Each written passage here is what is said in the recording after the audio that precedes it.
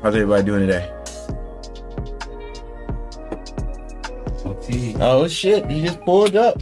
Look. Came right on time too. What's up, people? I'm here, Mike. I know. What's up? Welcome, man. Welcome. What up? What up? You can pull it right here, right quick, a second. Yo, what's I literally just started the Twitch right now. Oh. Second. I appreciate that. Thank you. I just want to shout out to I don't know, my name is Lloyd Start. Is that STVR? Thanks for being the first, chatting for the first time. Appreciate you. And who else is on the show for the first time? I see a couple.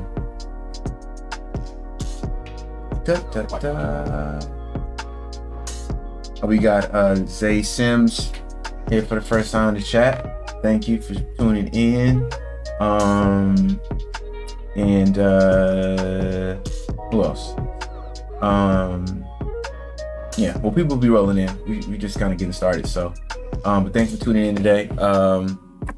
We are, I don't know, this is our 5th show of so far. I think we've done 5. These like either 4 or 5. I can't remember, but yeah, no, thanks for tuning in. If you guys are just joining for the first time, this is just basically you know what I'm saying, really just kicking it, you know what I'm saying, with the homies and kicking it with just creatives and basically trying to make you know, somewhat of a community of just like dope, incredible, you know, people that's making dope shit that I love, that you love, that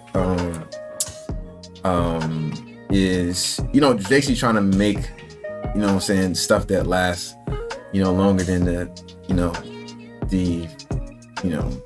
fly by night, you know, hot record of the time type shit, you know what I'm saying? It's really in the sense of just trying to make moments. And I really appreciate like that community, because at the end of the day, it's like, you know, trying to push things forward and trying to make things that feel like, you know, it'll last a lifetime. And so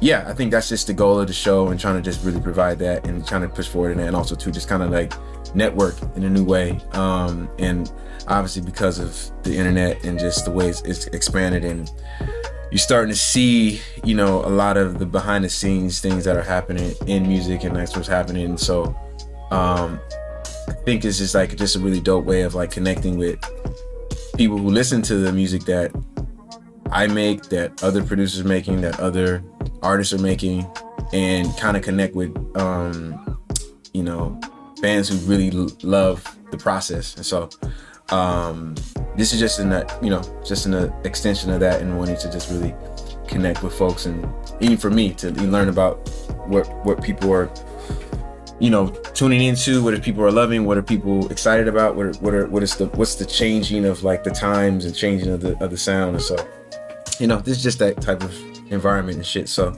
but yeah, this is, if you've just tuned in the first time, this is what we're gonna, you know, kind of continue to do. So and today we have a, you know, really dope, I mean, yes, this is my guy, man. I'll intro Mike after I do this little kind of splurge, but so today we'll be I told you last time on the show we're gonna do, hopefully we'll do like a time for like just kind of making an idea from scratch and just seeing where it can go, and kind of like the steps I kind of take in making ideas, and that'll be like the second half of the portion of the show. So if you guys just have any, like, I kind of want to experiment a little bit and just kind of see what you guys want to try to do, even like genres or styles, or just, you know, kind of hearing different influences from, you know, whatever. So we can try to come up with ideas together, like a Russian roulette, and just see what we can kind of fuck around and create. So but yeah, that's going to be on the later half of the show. First half of the show is our first kind of like producer conversation, and we'll be doing them hopefully with like every once a month or every other month, but hopefully I can do once a month and kind of bring people in and just chat about, process and the way we think about music and the way we think about life and how it relates together to make what we do unique. So that's kind of like where we're going to start, doing that hopefully continuously throughout the month. And there's people that you guys want to love for me to talk to or reach out to and connect with, please let me know. You can definitely add that to the chat. Also too, remember to follow us on the Discord. There's a link in the chat that you guys can connect with, and there's going to be lots of things that we're going to be kind of like pulling forward and kind of bringing together. So but that's definitely what I love. I would love your suggestions of just shit that you want to talk about in production, or other producers that you guys love, or just anything creative. It doesn't have to be in production per se, but just anything that has to do with creative and the creative process and just making a contribution. So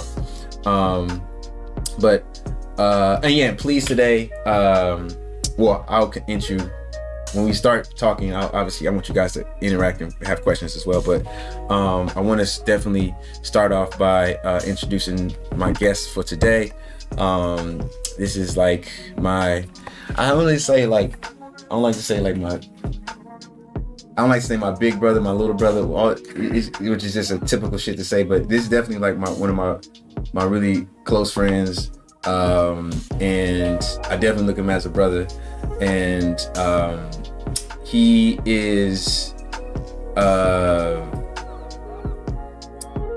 Michael is one of the people that I really admire in music today, just for the simple fact that the way he looks at music is such a classical sense of just like what a song actually is and what a song means and what a song actually supposed to do to people. And he definitely pays attention.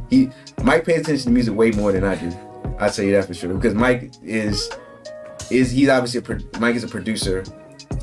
He's produced for various artists such as Frank Ocean, Rosalia, Vince Staples, Kevin Abstract, Georgia Smith, Childish Gambino. All right.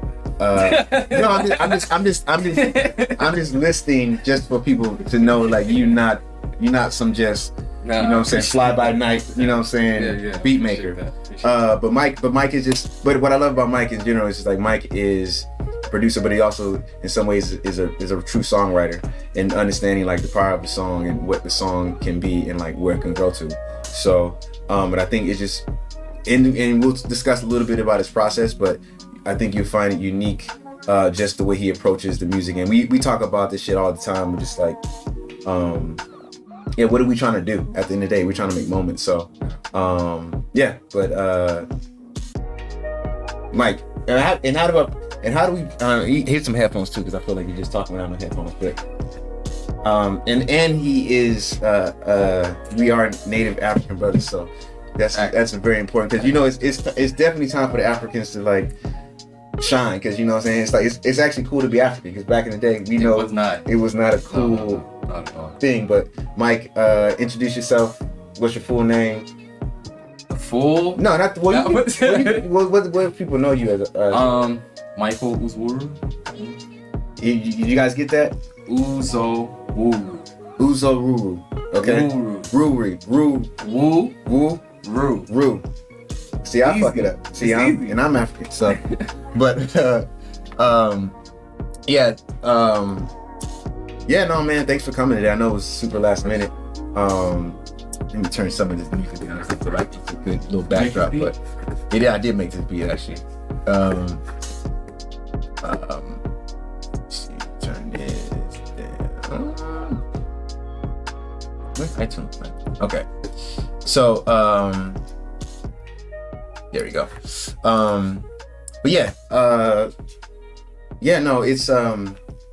a pleasure to have you here, bro. I feel like me and Mike talk pretty frequently on just like, basically like, what are we doing? Yeah. And like, what are we inspired by? And it's interesting because I think like one thing I realized about when producers talk to each other, it's like almost you kind of talk when you talk to another producer, you kind of looking for inspiration. Right. You know what I'm saying? Because a lot of time I think a lot of the shit that we search for is like what makes me get up in the day and like start whatever idea. You know what I'm saying? Yeah. And I think it's important to kind of realize in having a community of friends that you have that with, to be able to like talk to and be like, yo, what are you doing? Like, what's on? Like, what's popping? And so for me, what I always want to know from your perspective, like, what is your like initial inspiration of like why you even are doing music? Like, what was the spark that even made you feel like you wanted to even get into the shit? Yeah. Honestly, I had a friend who just came up to me one day at school, and he was just like, Kanye West makes beats, and you're a fan of Kanye, so you should make beats too. Mm-hmm. And he just handed me a CD with Fruity Loops on it. And that was literally it. I had never really thought about making music before. I had played music, I was in band, played piano, all that stuff. But it wasn't until he kind of put that in my mind that I decided, like, okay, cool, like, we make music. And when I walked home that day, I was just like imagining all like the different like drum rhythms and like everything that I could possibly do with this CD. That's dope. But it took me like 5 years to actually be able to program the things that I heard in my head. You know what I mean? So I mean, but that was the initial, like, that's initially what got me into actually making music. Yo. And then I think what kept me in it was just that, like, I remember being like 17 and just realizing that like hours went by. And I didn't think about anything but music. I don't know what happened. I don't know where, none of that. It just came and went. Time just came and went. And at that time, I think I needed time to just come and go in that sense, So yeah, those are the things that brought me into it, and those are the things that kept me in it. And I think now the thing that really keeps me in music is trying to create things that feel as close to me and as close to the people that I'm working with. So if I'm working with you, I want you to walk away from it feeling like this thing feels like you. Yep. And if I'm working on something, I want it to feel like me as well. It just being the truest representation of myself, or how we see things in that specific moment. That's dope. Yeah. And I think it's funny because, like, to me, like, identity is such an interesting thing in regards of it's like creation. Because I think a lot of times, I think everybody in general, like, we all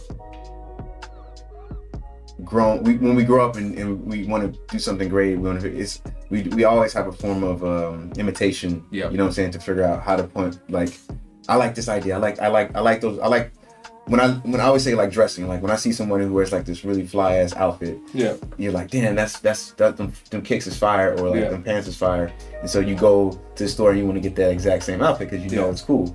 But then you start to realize, like, okay, like, I like this, but it may not be fully me. It's a part of it is cool, but maybe I want to exchange the shirt or do something different. So I think as a producer, or just in any creative field, I think you start off at that point of imitation, then you slowly but surely figure out like who you are, and what you like, and the genres of music you listen to, and just I guess you in some ways you develop taste. For sure.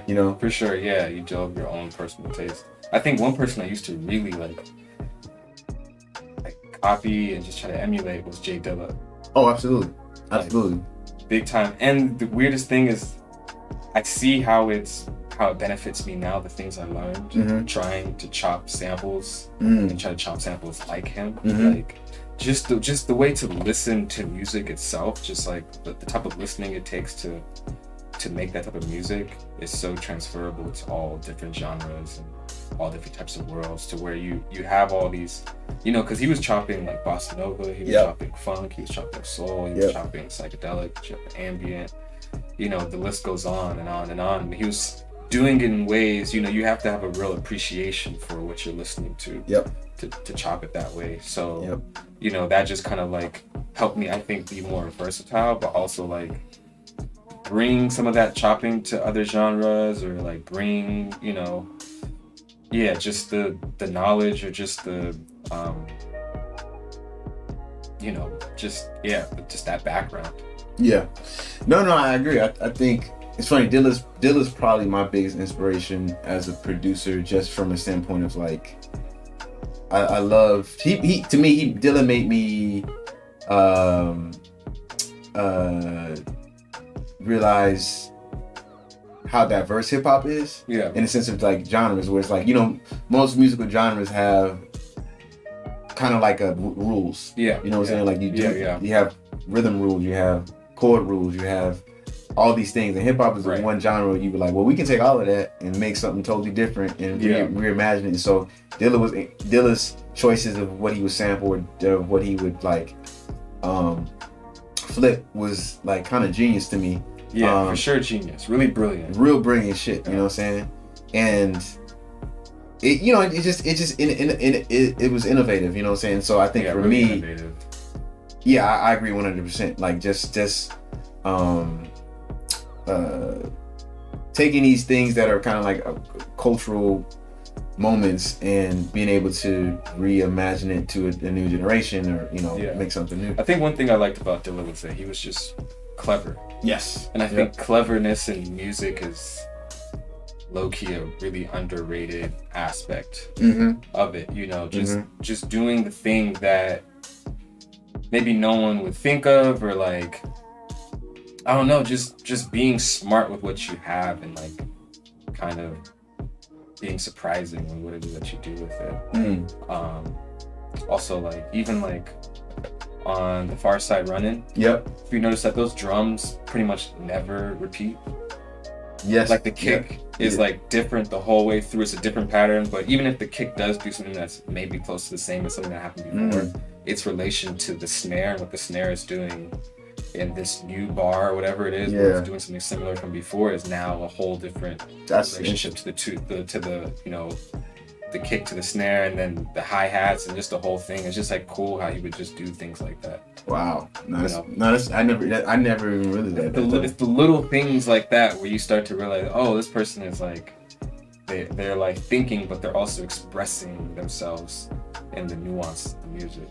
No, it's, you know, it's funny too, because and this is another point I too like, and also too, if you guys got any questions, I just want to throw that. If you guys got any questions, please add it to the chat.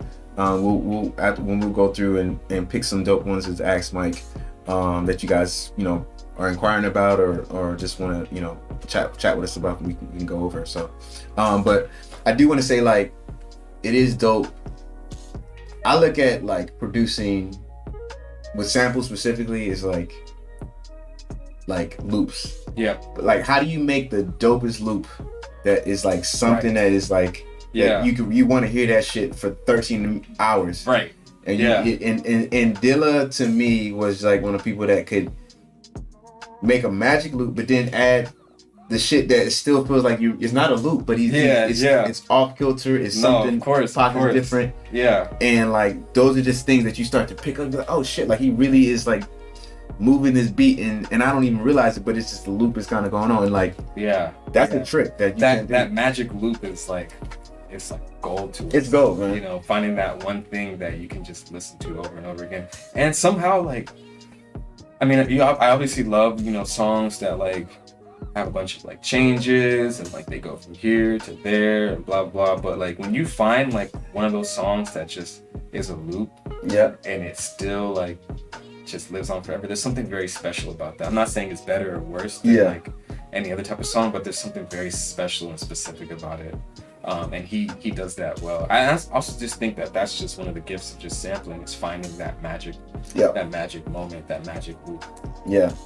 No, it's like, man, it's really it's an art to it, man. And I think that's something that, especially now in our generation where we have a lot of the game of making loops, and the game of like production has kind of changed, where, you know, the idea of sampling is it's turning more into a collaboration process. But let's talk about loops though. I don't do well. People send me loops. Okay, talk about that. What I prefer if someone were to send me like a freestyle of them just playing on the guitar or piano. Yeah. Or like a jam that has no true structure. Yes. So I can then chop that like a sample. Okay. Versus like someone giving you like a loop that has like this structure and you just have to put drums and bass under it. For some reason that I just don't know what to do or care to do anything with that. Is it because you don't feel there's space for you to put yourself in the music, or is just like this the whole? Because that's how I feel sometimes. Yeah, I do. Maybe. I think that it's just like just uninspiring for some reason.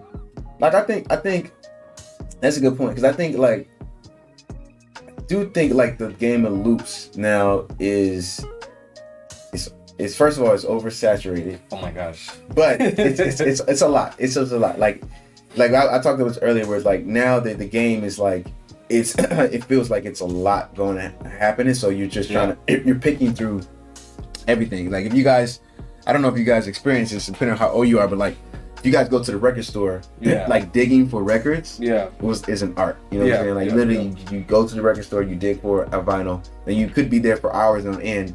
But you get that one joint that you find, it's amazing. It's like you gifted. And so, but the loops are kind of like the same thing, where like you're getting something, hopefully you come across this like something inspirational, and you're just like, oh shit, this is amazing. But now, it's harder. And so, to Mike's point, it's interesting that loops let me ask you. This kind of leads to another question. What do you think is, if you don't feel inspired by the loop, or want to add to the loop, or even finish it, do you feel like you're producing the like? Do you feel that's producing? If I add it to a loop, yeah. This is just I don't know. Like it's weird, like because. What it feels like to me is, I don't know if that's producing. It is for a lot of people, but for me, what it kind of feels like is someone saying basically like, I could finish this beat, but I want to leave it open so you can put your drums on it and you can use your access to artists that I want to work with and get this to them. Yeah. You know what I mean? Because a lot of these loop makers and people who make those type of music, they know how to make a full beat. Yes. No, it's very true. Well. Yeah. So what it is, it's almost like this transaction that I don't necessarily know if I need that. You know what I mean? Yeah. I can do that type of stuff on my own. Or I already have a very close relationship to someone who does something like that. Yeah. You know what I mean? Like obviously working with like Jeff Kleiman, you know what I mean? It's like, what's the point of like working with 99% of these loop makers if you can work with Jeff and then he's also like, can just do everything with you. You know what I mean? And it can actually be an actual collaboration with someone that you actually know. Yeah. Someone that you can actually pull up on. Yeah. You know what I mean? Like, so yeah, I don't know. It doesn't really feel like, it just kind of feels like I'm just like, it's like microwaving food. It's not really like cooking to a certain degree. You're just kind of just like following the instructions and then just pressing, 1 minute, and then you have this hot and ready thing. But sometimes it's cool. It's just not me, and maybe I'm just not like talented enough to do something crazy with it. No, it's to me it's an interesting point, because I think I talked about this earlier one time. I said like the idea, the definition of producer is, I think, a finisher. Yeah. Basically someone who can go look at a record and be like, okay, how do I finish this shit to make it go over the top or make something really dope? And I think like, I like the idea of process, and like the idea of like, if you're an incredible guitar player, if you're an incredible bass player, if you're incredible, and we all jam an idea, and it's like, we'll take the best parts and we organize the beat, and then we write a crazy song, and then we mix it, and then we finish it. To me, that's like what our kind of producer is. Yeah. The assembly line aspect now is kind of back in music. Yeah. Where it's like, I'm doing this part, you do this part, you do this part, and so. But then it's like, it's just it's almost like the way we credit things. You know what I'm saying? Right. You know, the way we credit shit is now. Like, how in my head, like how are there 12 producers on one record? Right. Like, I don't that like there could be 12 writers on a record. I understand that. Yeah, there could be 12 writers on a record. Yeah. But to say I have 12 producers is interesting. Kind of it's just interesting. So but let's talk a little bit about your process a little bit, and I think it's important a little bit to people see the diversity in like what you do and why you work the way you do.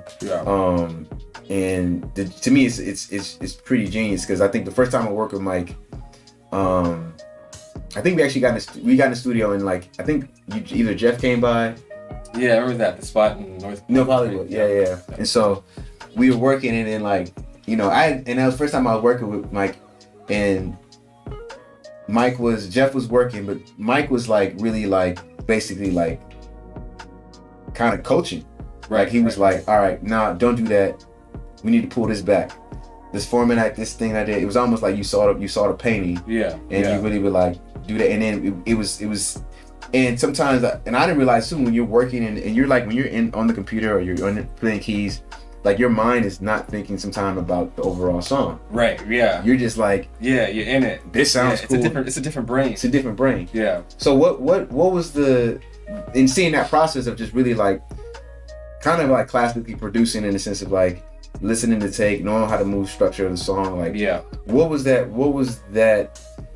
How did you even initially start to work that way? What was that trigger that got you to having that process in what you do?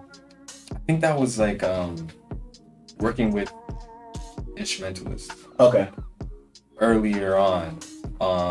So I started really getting into like music and working with other people around like 2009 when I was about 18, 17, 18. And then shortly after that, you know, I was like within like a year or so, I was in the studio, you know, working with people. And then eventually just started, you know, bringing in like instrumentalists, guitar players, key players, and all that stuff. So at that point, for me, I was lucky enough to be working with people who could engineer as well. So from there, I was able to kind of step back and be like, okay, what do I want?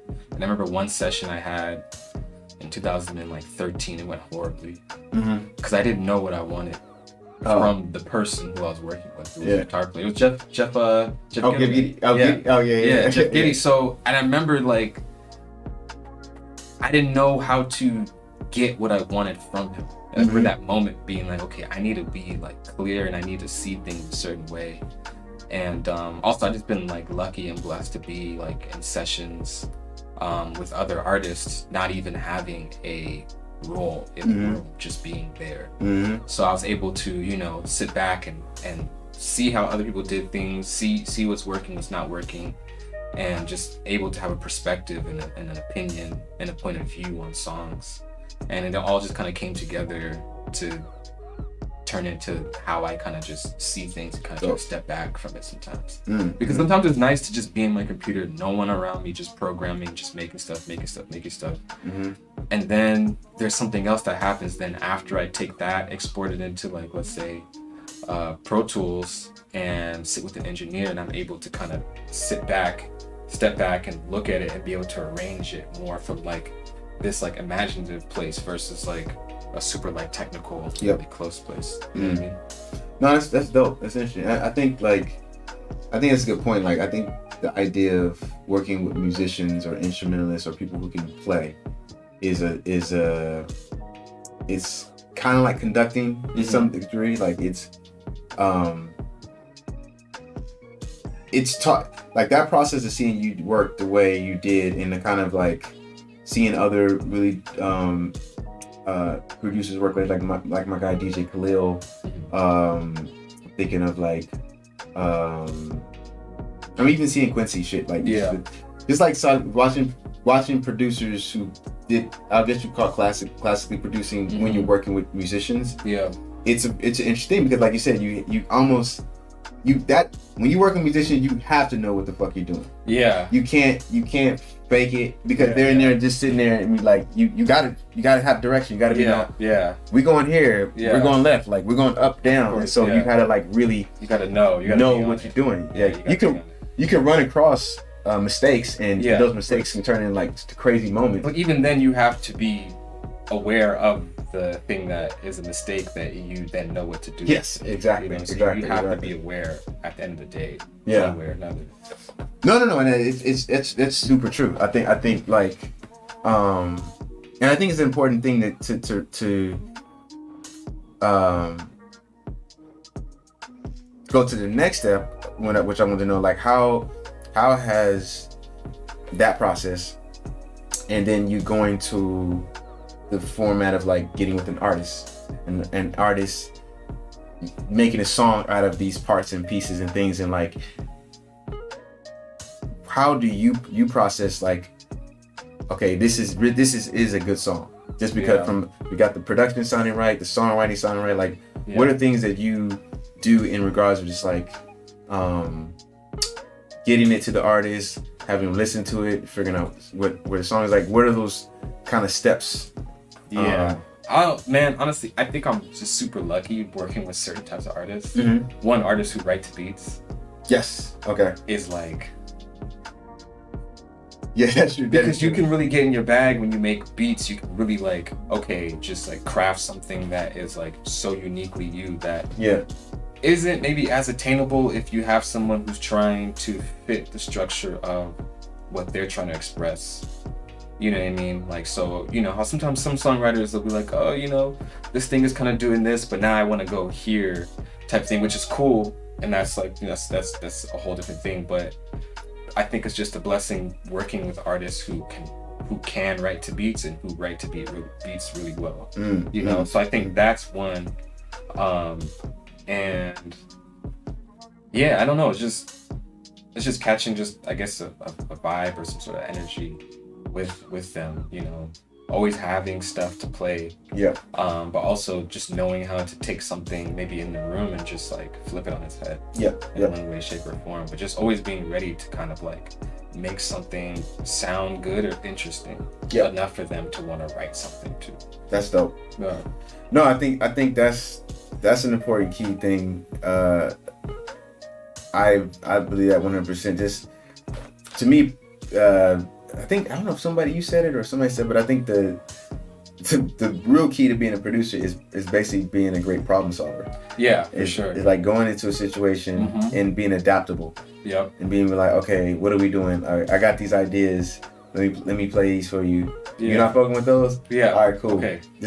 Would you go to this step? And you're like, oh, I love that. Let me flip that on quick. So you really got knowing how to like, you got to see things for what they are and what they can be. You know, so it's like this artist is maybe making a song that sounds like this, and they play you some songs, and you'd be like, oh, I know what could shine next to these songs, or I know what's better than these songs.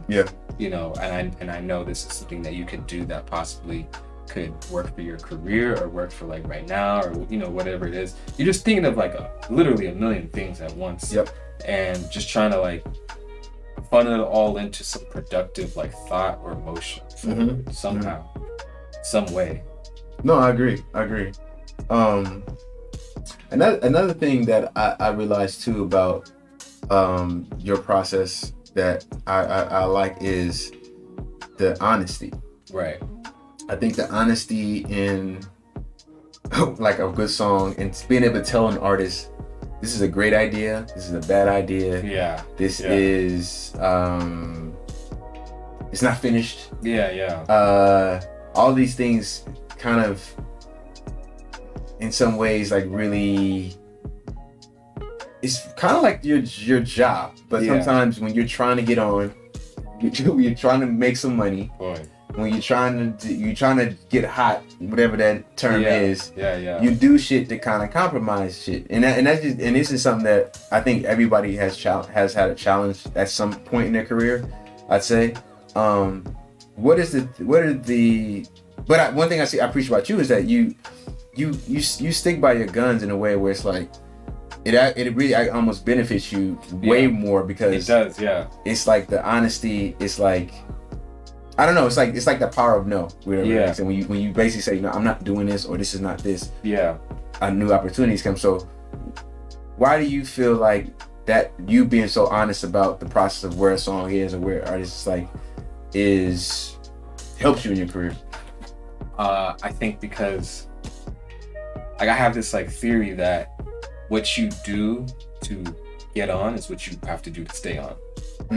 Right? So if you get on by being honest and having integrity, then that's what's gonna keep you on.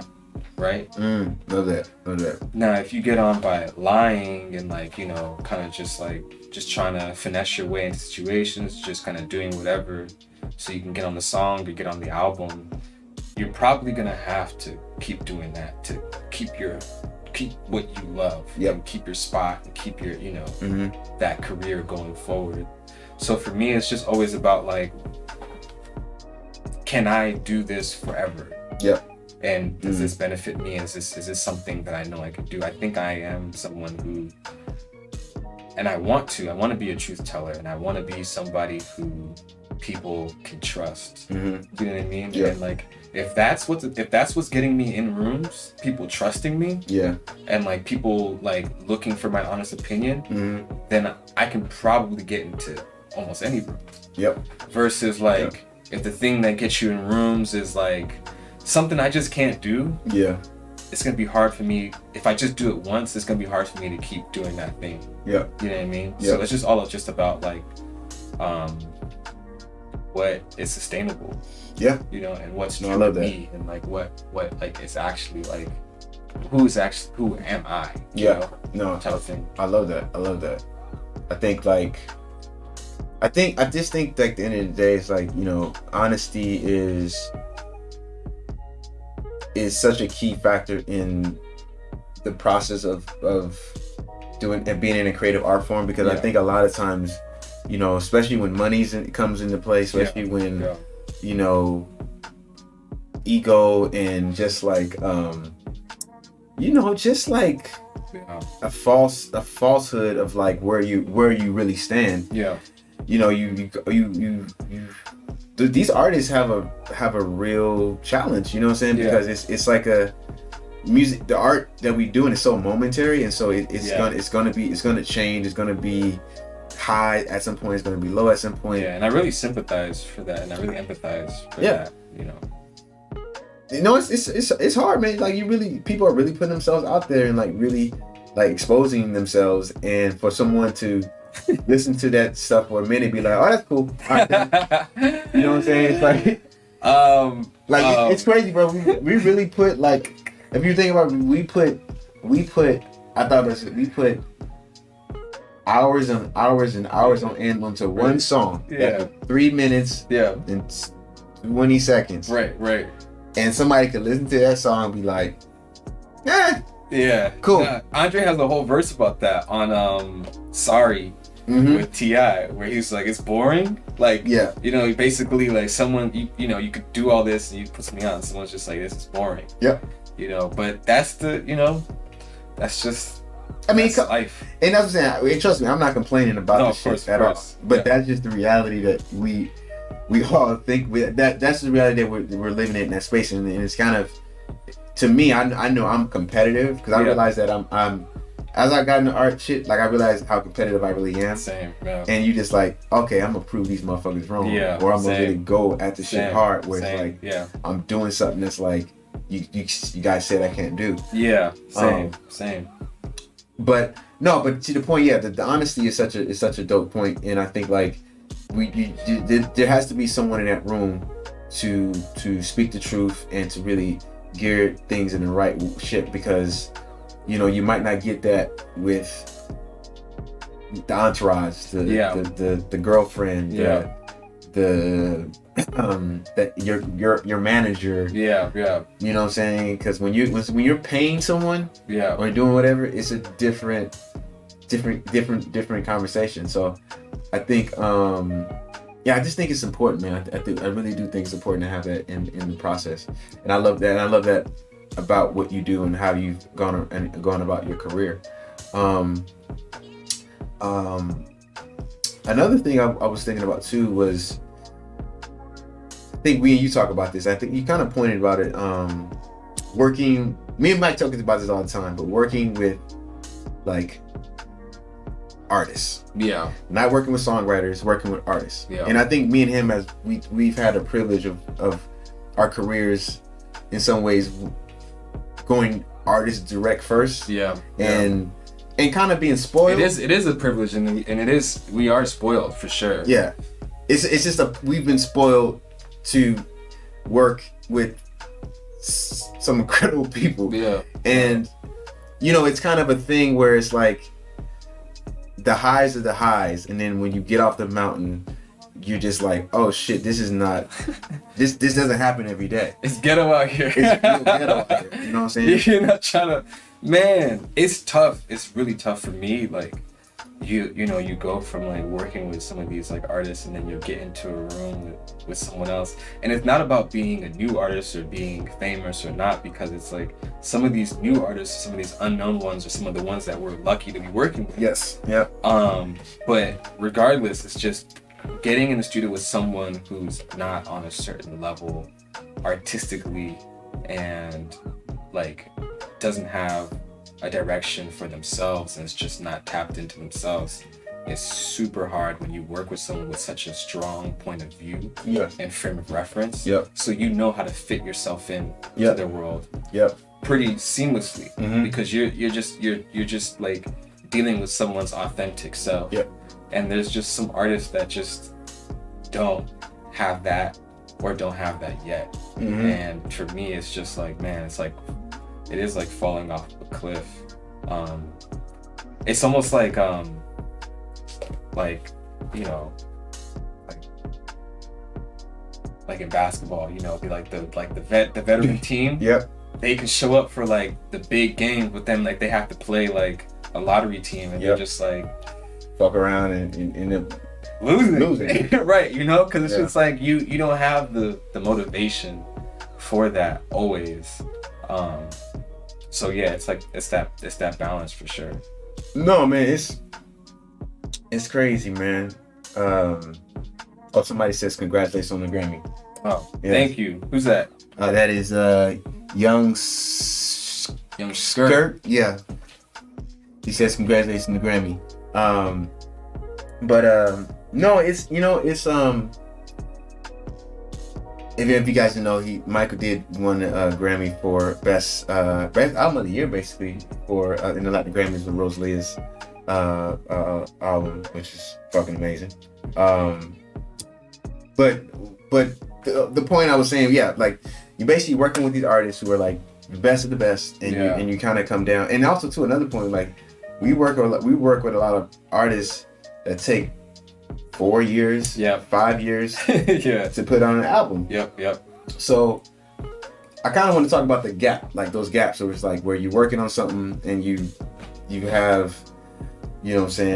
this big gap of like when the next project's on, when you're heavily involved in, and like, what are things that keep you kind of stimulated, in the process of making beats? Or for me, it's making beats. Okay. Making just ideas, just making stuff, but maybe also finding new talent, the next, whoever that is, just always trying to work with people who are interesting, or like collaborating with, fellow producers that I actually like working with.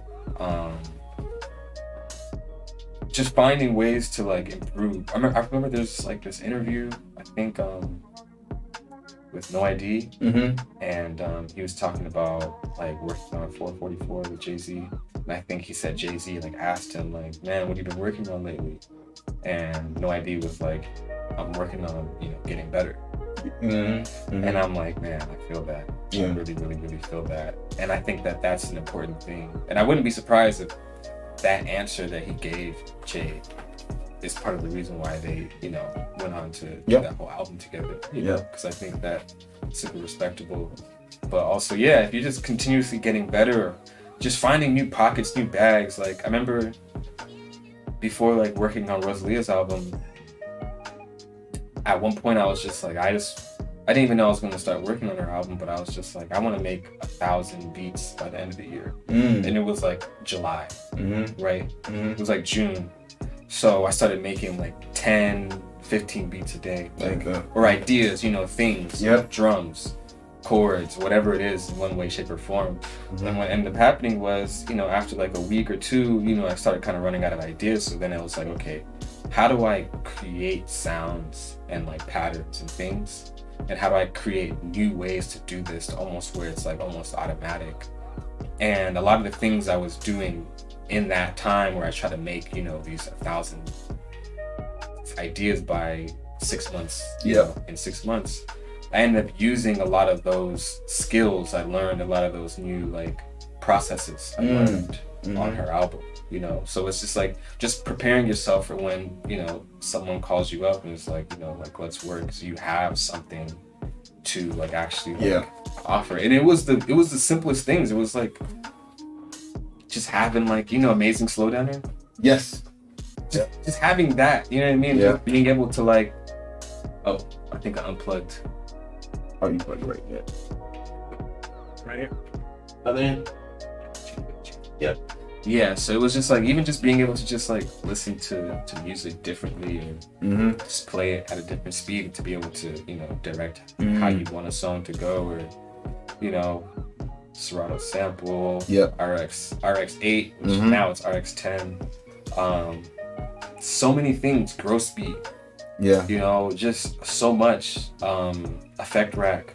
Just so many things where you just like have new ways to just like, you know, affect a room, or to change a sound, or to, you know, you can play a chord into effect rack, and if you put the right things on it, it'll create new rhythms. So then you're almost sampling yourself, you know, because you just made this whole new like composition or whatever it is, and you just go from there. But yeah, it's just like finding new processes, new bags, new perspectives, so you can bring that to when that situation arises. No, that's such a dope point, man, because I think like you basically, in some ways, you're saying like you have to have time to refill the tank. You know what I'm saying? And you know, because I think for me, I can say from my own example, like I think I've worked on projects where I'm like, I feel once I'm done with that album, I feel empty as hell. Where I was like, I don't have anything left. It's like running a marathon.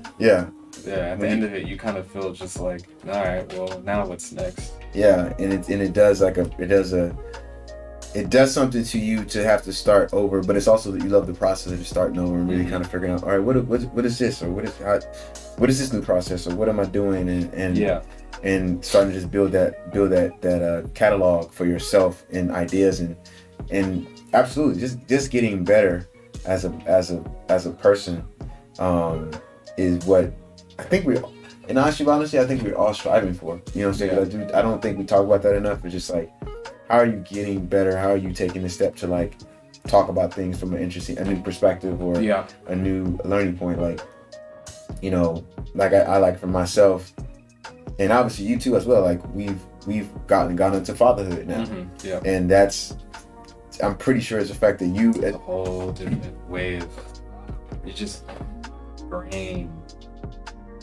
The reason to do things, things you do, like changes. But also for me, like just watching like Omni, like his favorite song is Turn Down. And I never had a problem with the song before, but I have a real like profound like appreciation for the song now. I'm like, this song is actually like, this is gonna sound crazy, but it reminds me of Whitney Houston, I Will Always Love You, where it's like they have this moment that the whole song is just a repetition, just getting right back to that moment that everybody's waiting for, and you hear it multiple times in the song. You know what I mean? So it's like just that drop, that turn down for what drop. It's like it just happens over and over and over again, the same way that the hook in "I Will Always Love You" just happens over and over and over and over and over again.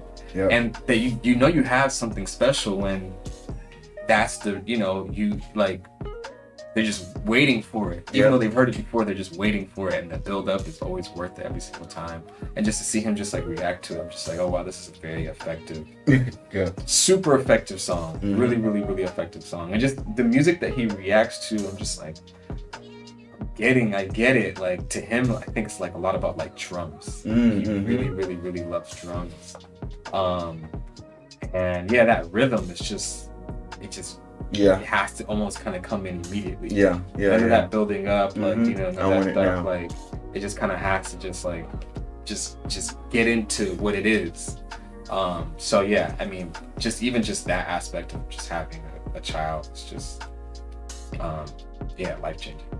No, it's changed.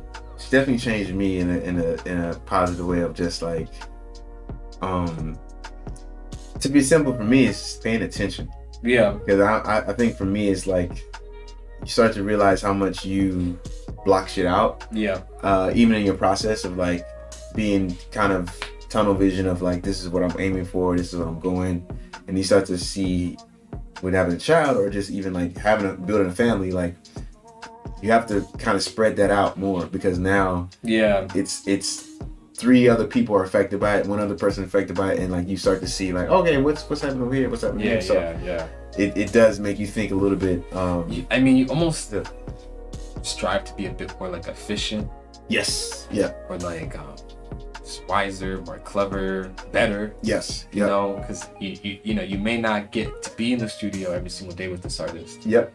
You might just get 2 days, or, you know, less, or maybe you get, you know, 6 days instead of 7, you know, whatever it is, or maybe you get 10 hours instead of like 12, 13, you know what I mean?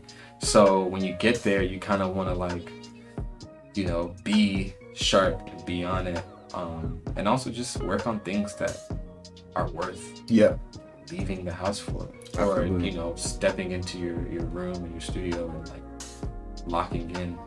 But also, I'm really looking forward to him being at the studio with me. Love that, You know what I mean? Just like being aware of like all that stuff, and just very much looking forward to it. And just seeing how, you know, he grows. Yeah, I think I'm excited for that too. Yeah, I'm excited for that. It'd be cool. I mean, also just to, you know, get his opinion. Like, do you like this? Yeah.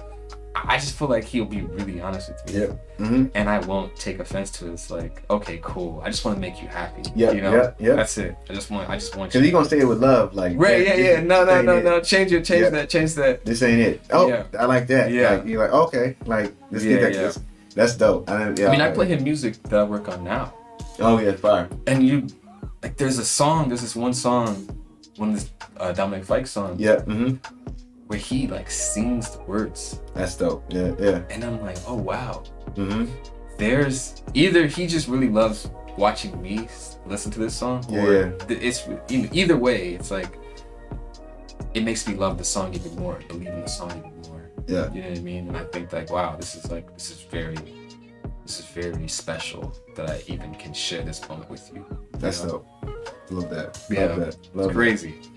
Love that, man. Oh, beautiful. Does your son know any of your music, or does he hear anything? Yeah, you know, it's funny. I haven't really played. I play songs for him when he comes in, and obviously, like Bethany, she'll play songs just because this is Daddy made this song. Right. And so he'll play it, but he doesn't really. It's funny. Like I'll play him. I was playing him a bunch of Radiohead, like, a couple of days.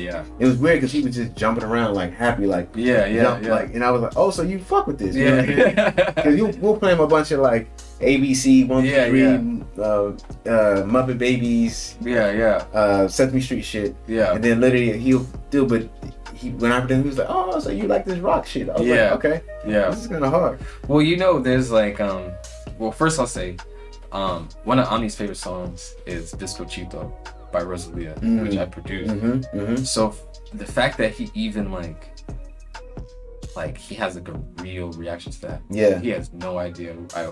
He has no concept of that anyways, but he has no idea like I worked on it. That has anything to do with me. So that's cool to see that. Mm-hmm. But as far as the your son listening to Radiohead and things like that, there's this thing called high information music. You know about that? Mm-hmm. Where it's so lullabies typically follow a very simple pattern. Yep. It's like da da da da da da da. You know what I mean? That's a very simple melody.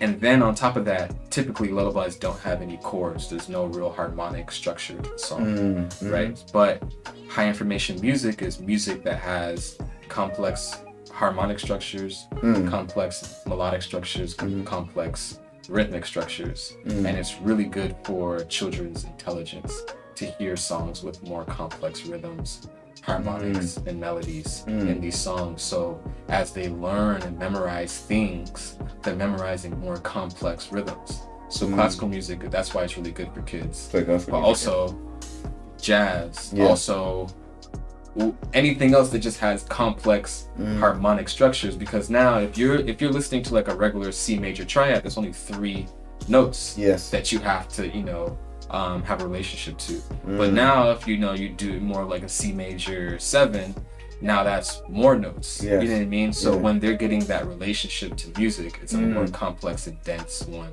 And then you're listening to like Flight of the Bees, that classical song, it's just like so that's doing that, and then the melody changes, and then sometimes there's like another melody going the complete different way. So when that's getting into a child's brain, it's like they're kind of having a chance to understand more complex things. That's a good point. Yeah, that's a really good point. Yeah. Wow.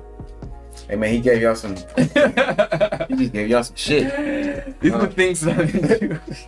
No, that's fire though. I mean, I think it's just dope because, again, it's just the mind in creating shit and making stuff is like it does a lot to, I guess in some ways, just be. We're as human beings, we're just more complex, like beings. You know what I'm saying? Yeah. And like we're human beings, but we're just complex, and so there's a lot of things that we can dive deep into. And music is like a rabbit hole that could take you down some really dope. I just need a question. Oh yeah, we're gonna actually go through a list of questions right now. I gotta respond to this question right now. All right, so what was the question? Sorry. Someone, let's see. What's the name? Summer isn't land. Yep. Yep. All right. Would you recommend to pay for a producer collab since he, for example, is a producer for a big known artist? No. Hell no. What? Paying for, I mean, honestly, I'm gonna say no, but I'm gonna try to be open-minded.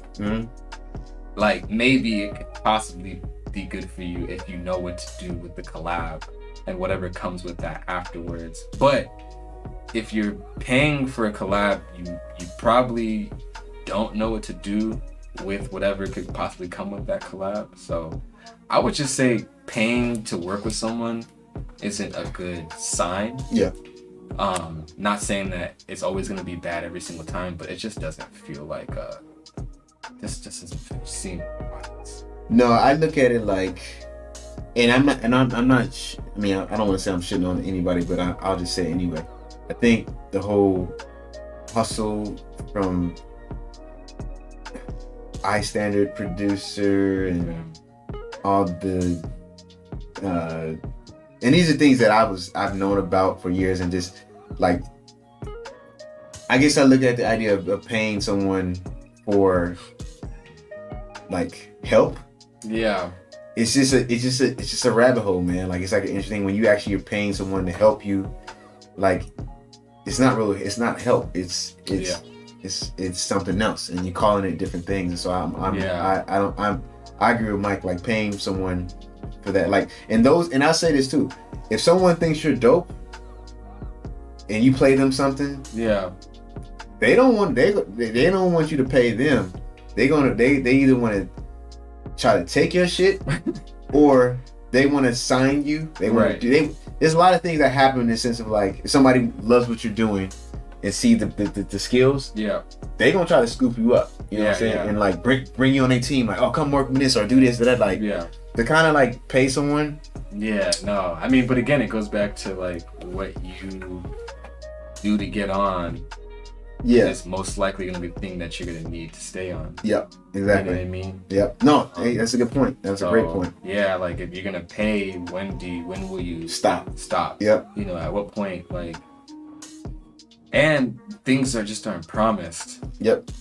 So okay, you pay what, $50, $500, $1,000. What are you getting in return? Yep. And is that worth the money that you put in? Yep. You know, and is there another way you can do that without putting that money into something that doesn't have a better return? Yep. You know, is that can you buy some equipment? You know, can you, like, I don't know, there's so many other ways to spend your money, I would say, than a collab with an artist. But also maybe, you know, spend that money on the equipment, see who's around. That's funny. She said, I'm going to invest in a guitar, electric guitar. Exactly. Yep. Exactly. You know, so like, because then it's like, all right, you got this electric guitar, maybe you get some lessons, whatever it is, and you find the people who are around you who actually want to work with you, and you guys find something special, and you go forward based on that. But like, just trying to like catch something at its height sometimes isn't really like beneficial.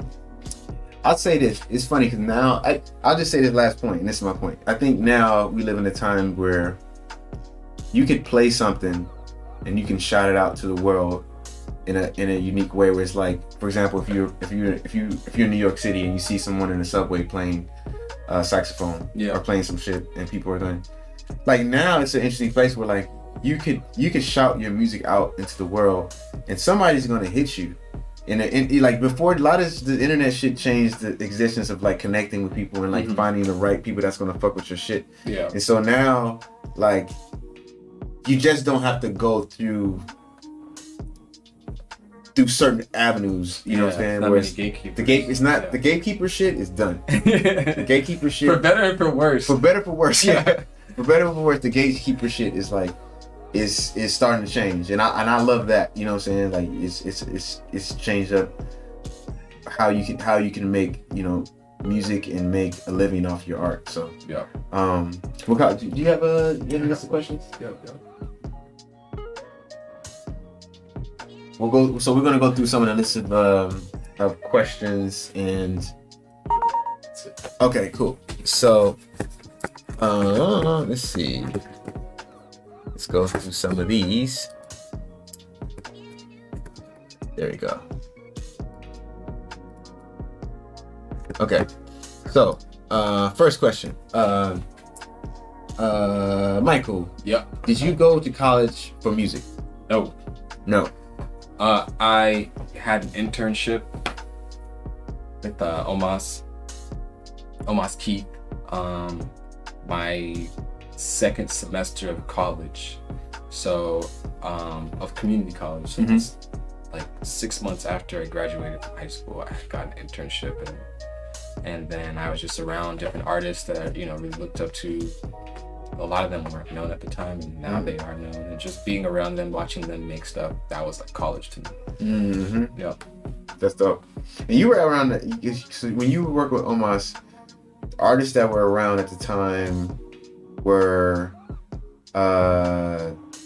was it? Maybe I'm just throwing names. Was it like Our Future World? Yeah. Okay. Yeah. So, cause I had met Tyler shortly after I had graduated from high school. Me and him graduated the same year. Oh wow, okay. We're about the same age. So I had met Tyler randomly, like on Fairfax. Oh wow.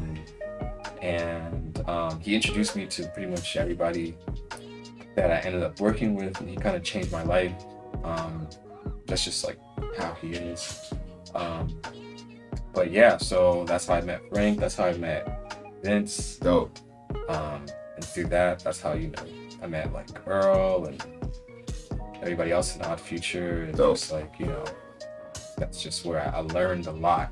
It's just good to see someone blow up, because then you realize, like, oh wow, like I didn't even know that was possible. Yep. Before, I was so young and so like naive and just didn't know anything. Like I didn't even know like blowing up was a thing. I don't even know how I thought that people like became famous or successful. I just, you know, I was just kind of just oblivious. Yes. So to see that, it just kind of opens your mind up, and you start to realize like, oh wow, like what can I do? Yeah. You know, it's not even about comparing yourself to him, but it's just more about almost taking that inspiration and being like, okay, well, what's for me out in this world? Yep. You know. So that was college for me. That's dope. Yeah. Beautiful.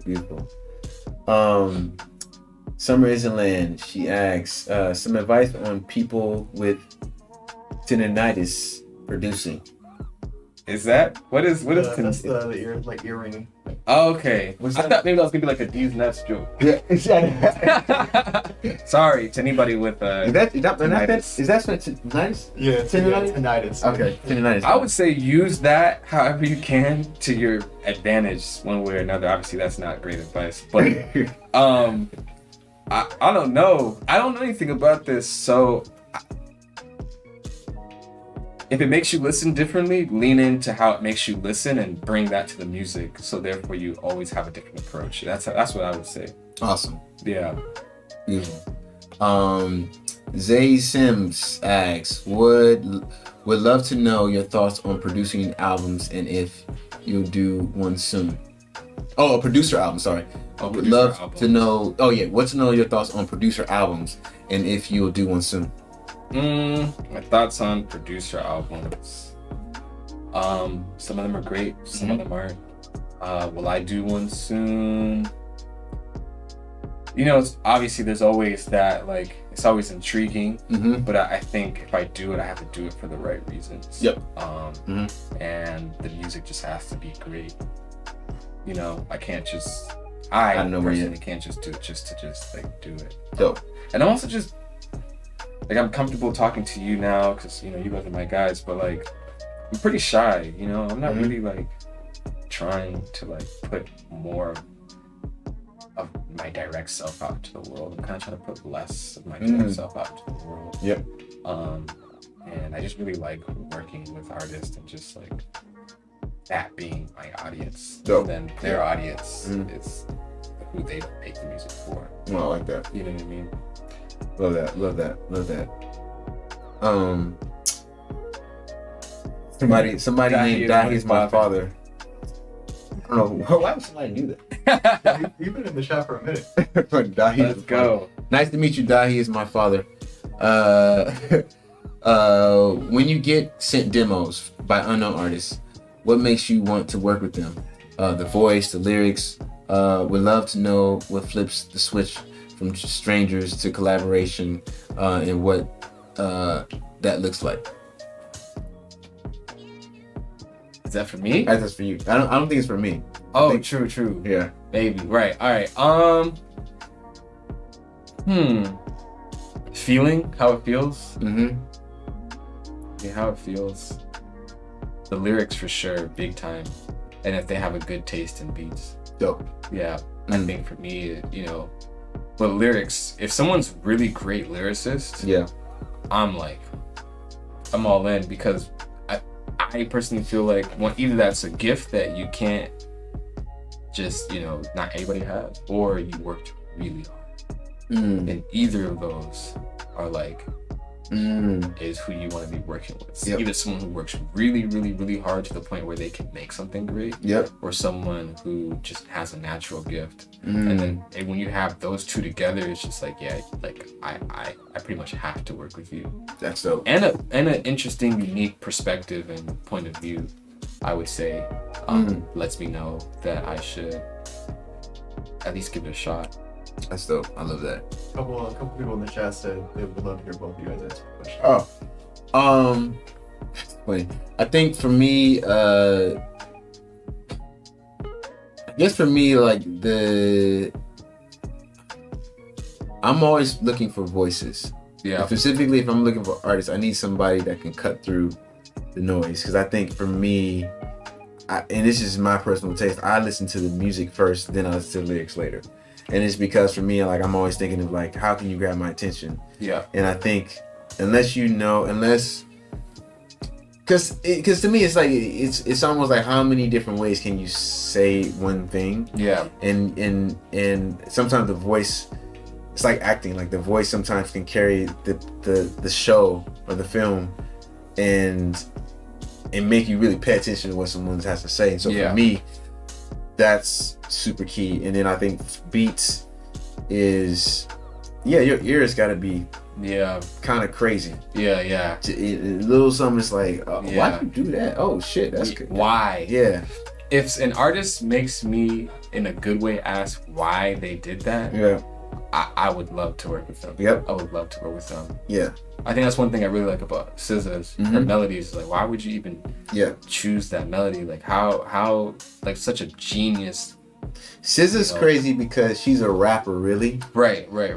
But she knows how to sing. She's like a rapper, jazz musician, like. Because she got the pocket. She's a painter. Yes. You know, it's like Cy Twombly or like, I don't know, like Jackson Pollock. It's just very like impressionistic and it's like, it just like, it paints these pictures without like even like, obviously the lyrics are like amazing, but also just what the melody represents along with the lyrics is just something that not even 1% of artists out there can even achieve if they even try to. Yeah. And the fact that she does it so effortlessly and continuously is just like mind-blowing. Yeah, it's kind of wild. But no, I think those are the keys. Because that's, at the end of the day, it's like, you gotta wake me up. You know what I'm saying? Literally just wake me up from my sleep. My daily, our daily, like, I'm going to work, get the kids, get some food. You got to do shit that's like, inspire me. You something know that's inspiring and makes me want to make music. I'm just like, man, that's always great to be around. Yep. Someone asks, is it ill tone? I love you, Tone. I love you, Tone. Yeah, it might be I love you, Tone. If you were an artist today creating a new sound without a team, how would you approach putting your art out there? I mean, it's funny. I was kind of talking about this today from a standpoint of it's funny. It was a conversation about rappers, right? And I think it was I was listening to this thing on of Rap Caviar, and they were talking about, back in the day, a rapper had to have a cosign. Yeah. To get in, you gotta have someone to be like, oh, you're dope. Yeah. Come on the team. And I think but I also think that in general thinking, a lot of shit is like, we kind of live in a tastemaker world, and so a lot of things of for example, I know we work with A&Rs. We work with. Well, you don't work because you don't like working with A&Rs.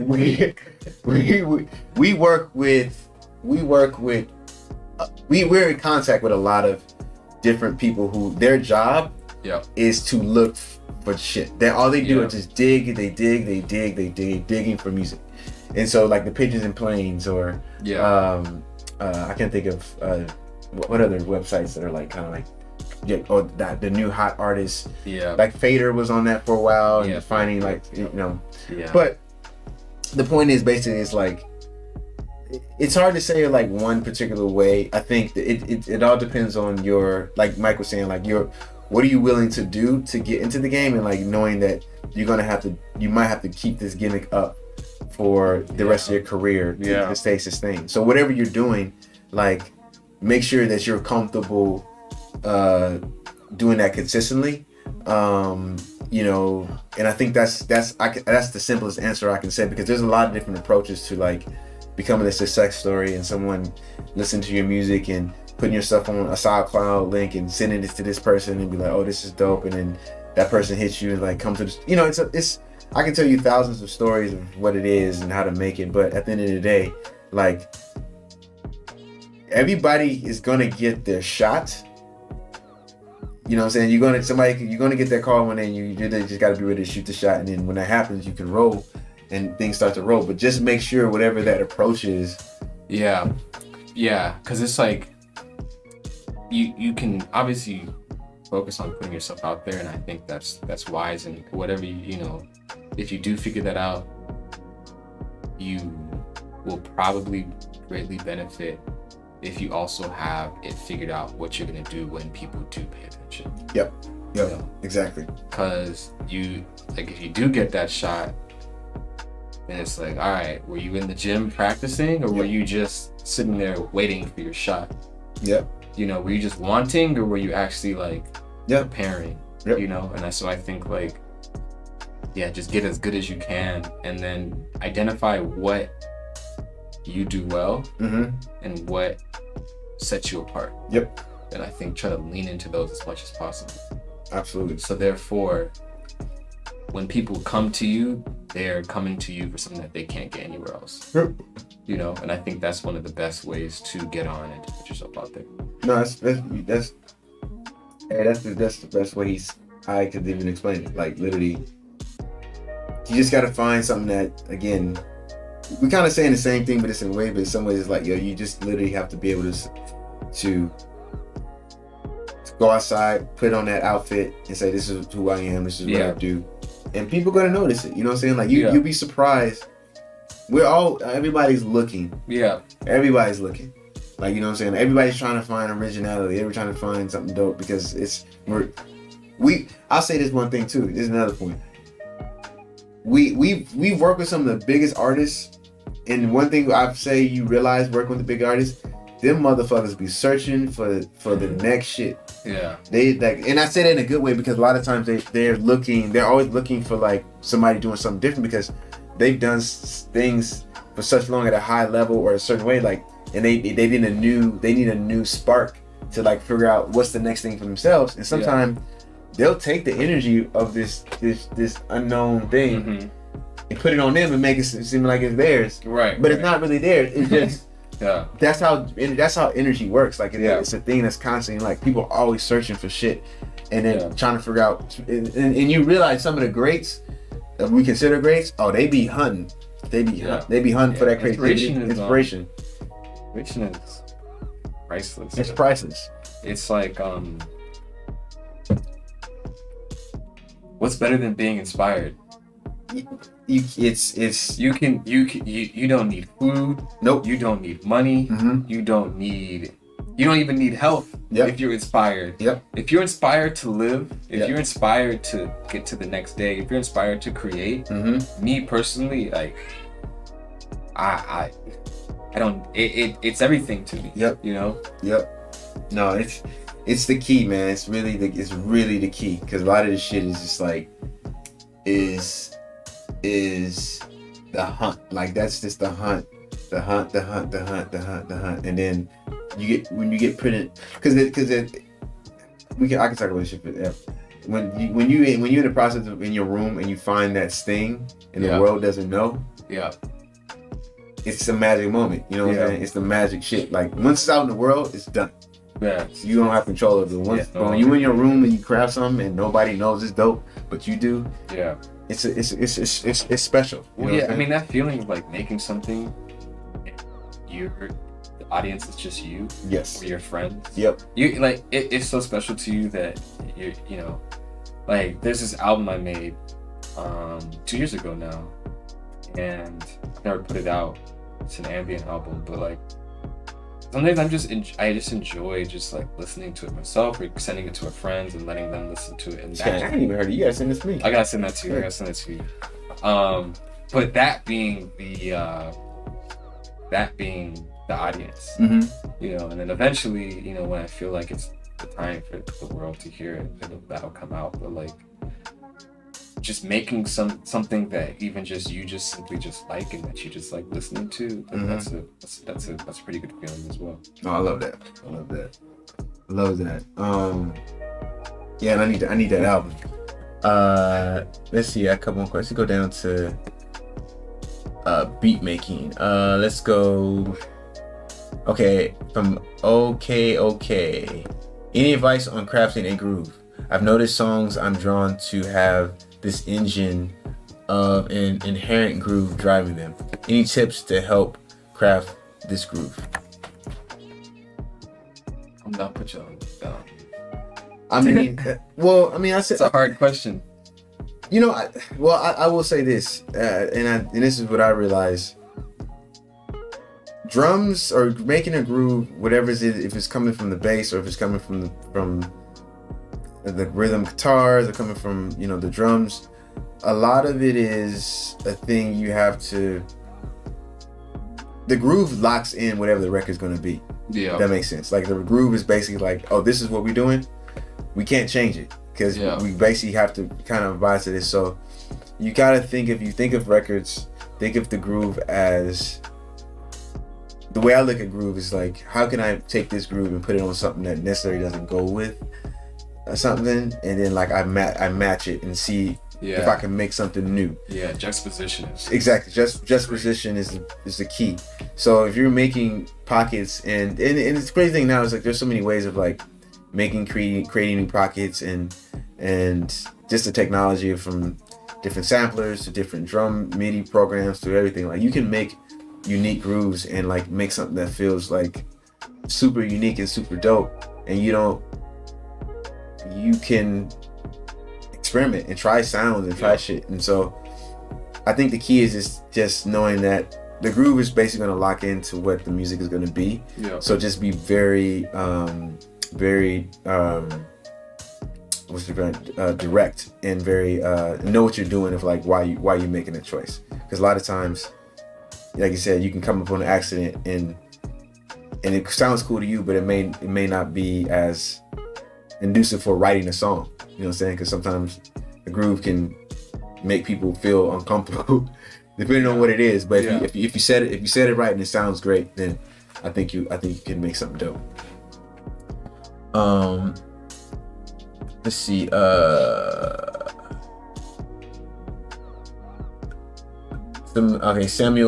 Samuel Bus asks, "What's your favorite way to start a track?"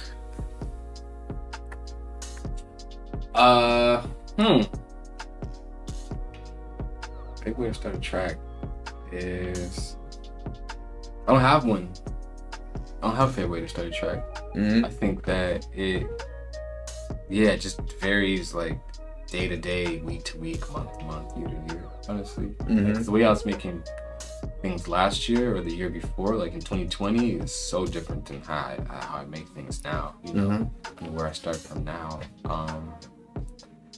Obviously chords is always a nice way to start, like a texture and a feeling is always a nice way to start. But yeah, I mean, someone said drum monkey from Unison. Oh, yeah, I use that. You put me onto that. It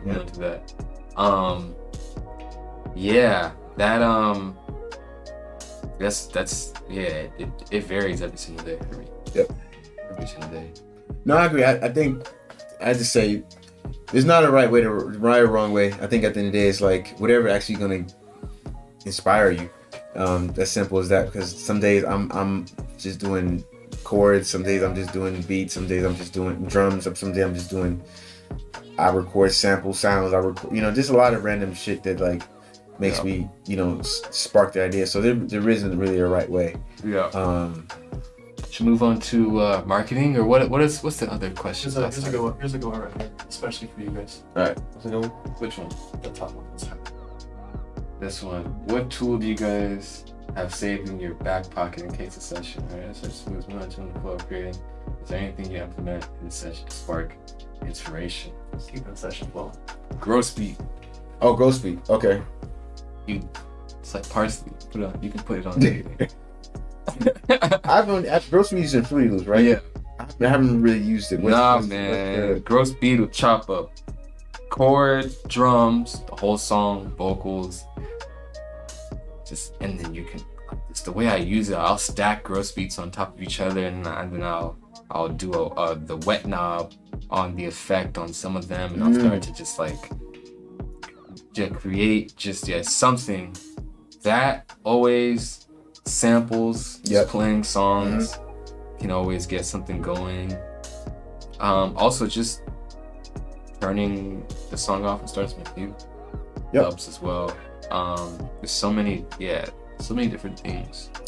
For me lately, for me lately, I've been using Scalar a lot. Oh, Scalar's great. Yeah, Scalar's great. I love Scalar. You've been using Scalar a lot. Yeah. Just for Just a sparking the idea, like, and if like writing, you know what I'm saying, writing, because I call myself a chord hunter. Yeah. So if I'm hunting for like a chord melody or a chord way, just a direction to start with, Scale has been really a great tool for me. Scale is great to figure out where Serato sample is amazing tool. Because on Serato sample you can match the BPM and the key, and then you can chop something in key, or you can find a loop in key. Yep. And then you can just like, if there's already like vocals down or whatever else down, you can almost fit it almost perfectly. Yep. In there. I'm trying to think of what else. Those are really somebody said Shaperbox. Shaperbox. I used to use Shaperbox a lot. Mm-hmm. Shaperbox is great. Also, just pitching things up and pitching down. Things. Yep. Reverse. Just get it to just sound different. Yep. Always helps. Always helps. We'll do a couple more. The last three are kind of all the same. So I think people were kind of asking differentiating between like loops, starting a loop, an idea versus finishing a beat, and how you guys can move from that, like one part of that process to the next. So how you move from taking a loop to a beat, or just stopping, like one new beat. Sometimes it's just not good enough, or like I just don't know what to do in that moment. Yeah. But I think for me, time. Yep. Not like I have things that were just a quote unquote loop. Mm-hmm. But also, like, this is the thing though, like, what is a loop to you could be a finished song to the right artist. Yes. Could be a finished production for the right artist. Yep. If they do the right song on top of it. So it's all about the framing. Yep. And the context Very of true. which the thing, exists. Mm-hmm. So, sometimes you'll make something, you just keep it in the vault, and then there come along an artist where they'll be, making certain types of songs, and you'll be like, what would work is if we took that loop that I had before, and you've been rapping or you've been singing, you've been making songs to certain types of drums like this. What if I add these types of drums on what I was doing before? Mm-hmm. Now we have this whole brand new thing to put forward. Yeah. Sometimes context lets you know what you should do, Mm-hmm. moving forward. No, that's a great point. I mean, I think like I just throwing this as a little additive. I think one thing I remember is that everything's a demo before it comes out. Yeah. So everything. Yeah. Everything can be changed. Everything can be reimagined. And I think if you go with that approach to an idea, just know that at the end of the day, you just got to figure out what the purpose is. If it's the purpose is to get a song, make sure that loop has space, because somebody needs to write the song, something to it. Once they have the space, then you can build around that. You know what I'm saying? It's like you kind of have to look at the process as like stages, and knowing that at the end of the day, it's like you're gonna have to turn on a different brain mechanism of like, okay, I have to think about the record now this way, and look like Mike was even saying at the beginning, like his process is, we have an idea, now we have to really structure like a song, and like how's it goes, like what are the climaxes, what are the low points, what are the things that are going to keep the energy up. So just think about all those things in the process of making a great song. Facts. Facts. What was that? Is that the other one? I mean, like, do you have one more question? Yeah, we got one. You got one more? Yeah. Okay, yeah, of cool. course. So here you go. I just got that too. Okay.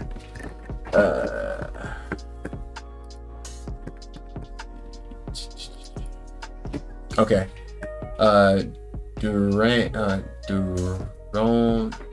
Duron Dina. I'm terrible at today. Asks, how is your workflow when y'all be locked in for the big projects for artists that only release every few years? How do sessions go for those projects? Okay. Huh. How's your workflow when y'all be locked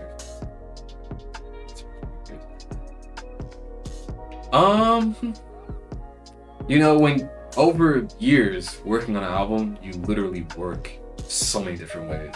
Mm-hmm. So many different ways. And that's part of like the thing, like some days it'll be this the thing that's inspiring them. then months later it might be this thing, you know. It just always is changing and like growing and going from one thing to another, and that's kind of like the fun of it. Yeah.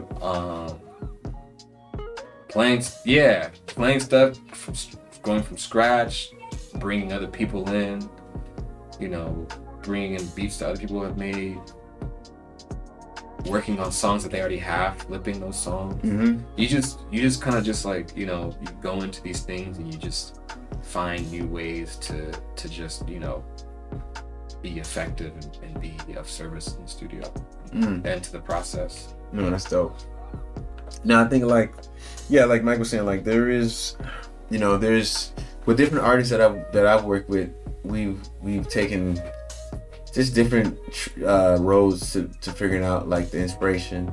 Sometimes it's a jam session, sometimes it's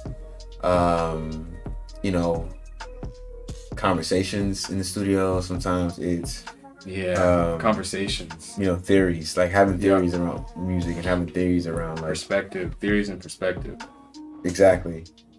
Because there's artists like, I mean, for example, like I say, for example, the last project me and Mike worked together on was Vince Staples. Yeah. Ramona Broke My Heart. Is that no? Ramona Park Broke My Heart.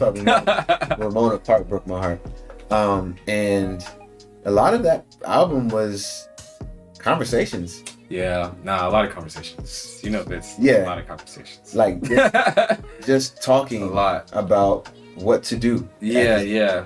At the stages of the album, where he was trying to go and his approach, and you know, the biggest thing that he said was like, I want to make like kind of not happier music, but just like I want my music to make me feel you know, good. Yeah. You know, and that was like a real approach to like how we want to make the songs and make him be viewed as an artist that Vince makes like good songs that you could play for your mama, and you could play you know what I'm saying, at a party, you could play it at different places, at functions and shit, and it still sounds like him. He's you know, because most people think of Vince, they probably think of him as him just talking and having conversation and just saying wild shit, but still being hilarious and being funny. Like Vince is a funny dude. Like he's a really he's a serious guy, as we all, but he's a really funny guy. Yeah. And I think that just exposing that, and that was just conversations. It was just having you know. With me, whenever I'm working with an artist, I'm trying to get the thing that I love the most about them to shine through. So with Vince, it's perspective. I love his perspective. I love how he looks at things.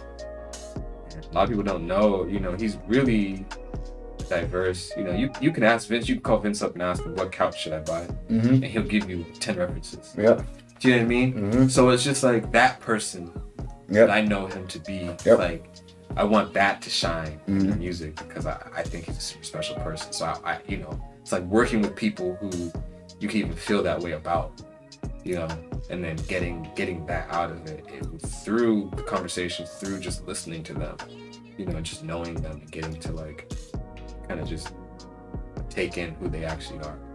No, it's key. That's super important. Super important. Yeah, that's great, man. Is there any other good questions? I think that might be it. That was some good ones. Let me see if there was any other good ones too. Someone asked if they should learn how to write lyrics as a producer. Should. Hate that word. Should. What's the question? Should they learn how to write lyrics? Like, is that important as a producer? Knowing to write? Should. I look at it like this. I don't think you don't have to do anything. Right. That's the cool key. Like you can be a great artist. I mean, you can be a great producer, just make beats. Yep. Mm-hmm. No lyrics. Yeah. At all. Yep. It's about doing what is best for the project, the Yep. situation, Yep. the song, the day, the artist, yourself. And yeah, I think should is a little bit rigid, a little bit unfair. No, I agree. I think to Mike's point, it's like you shouldn't have to do anything. Just but look at the process of like you should study things. That's it. Just study.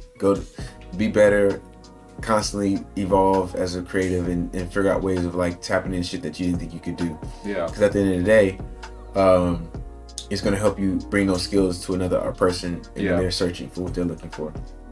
You know, I've known many dope producers who used to be artists or used to be songwriters, and then they say, "Oh, I want to produce." Yeah. And then most of the time they're successful because they've been in the shoes, and so they'd be like, "Oh, I know how to approach this because this is where I was tapping into, or this is what I was going for." Sometimes it's just like, "Yo, I want to try to see where I can see shit that I didn't think I could do." And then you'll learn something, and you like, and you can bring that to the artists and expose to them and shit, and it's fun, and they can find inspiration. So yeah, at the end of the day, you know, just really try to don't should anything, just do it, and you know, don't second guess it. You know, just try. That's my best advice. Yeah, that's all. Let's get some good questions. Well, yeah, man. Thanks. Well, I definitely want to, you know what I'm saying. Yeah, man, it's been great. Like, I think it's just been. Are you reading some of the comments? Yeah. Was there a moment? Okay, so. Oh, yeah. Question. Jam AM Rock or Jam AM Rock. Uh-huh. Was there a moment for either of you where you knew you had it and knew you could make it in this business? Man, it's this weird tug and pull of like, there's always this deep knowing within you. It's just there. Yeah. And it's just like, you know that there's air. You breathe. It's just there. You know. It's not something you have to even think about. It's just something that's so internal and like inherent within you. It's just like it's as simple as air and water. But then you just have to, you know, go through life and through your times in your career where that's maybe not in question, but how and when is more the question, and it's just like trying to navigate that. Good point. So yeah, I mean, knowing that I had it, I don't know. I don't know if that ever really happened. I've always felt special. It's like since I was a child. Yeah. You know what I mean? And maybe that was my mother who like put that in me. But I always felt special and I always felt different.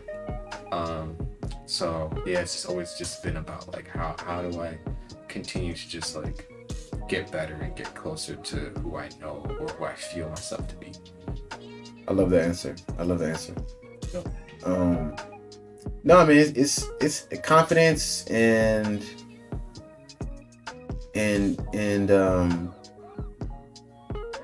confidence in who you are, man. I think it's such a key thing. You know what I'm saying?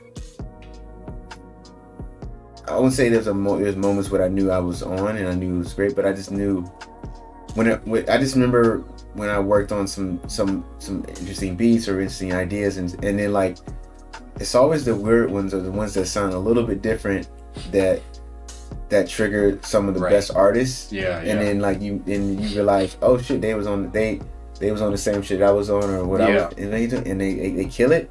It's like, oh well, I'm really onto something. Like I'm really trying. Yeah. I've made something that is unique and people fuck with it. And so at the end, those moments make me realize that I can lead down that path and be okay. You know what I'm saying? And know that it's I'm doing the right thing. And so at the end of the day, it's like, you know what I'm saying? You know, like there's a certain thing within yourself, like Mike was saying, that is instilled in you as a creative. I think it's just, you put in the hours, you put in the time to study, you do a lot of the prep work. And then once you get that moment, you can run, you know what I'm saying? Because me and Mike, I always say, me and Mike, we're never afraid of, basically, like, we get that one song in that year. Yeah. That's not the one.